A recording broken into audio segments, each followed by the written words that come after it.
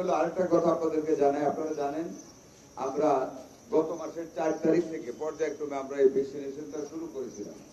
আমরা age on yesterday evening আমরা 93% target আমরা অ্যাচিভ করেছি আল্লাহর রহমতে। 93% আমরা অ্যাচিভ করেছি। আগামী 2-4 দিনের ভিতরে আমরা 100% টার্গেট অ্যাচিভ করে ফেলবো ভ্যাকসিনেশন কভারেজ। আমাদের হামকে চ্যালেঞ্জ করার মতন আমাদের কোন রকম অব্যবস্থাপনা নেই।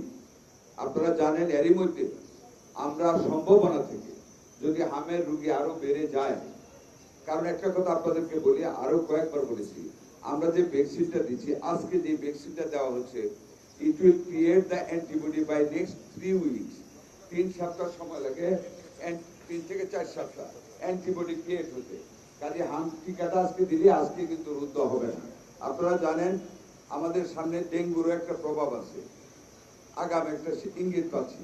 হামকে মোকাবেলা করার জন্য আমাদের পর্যাপ্ত স্ট্রাকচারাল ফেসিলিটি রয়েছে, বেড রেডি করে রেখেছি। ওভার এন্ড এভার আমরা ঢাকা মেডিকেল অডিটোরিয়ামের সাথে অলরেডি 20 শয্যা বিশিষ্ট সেনাবাহিনী থেকে আরেকটা mobile hospital including air condition সহ আমরা রেডি করে রেখেছি, স্থান রেডি করে রেখেছি।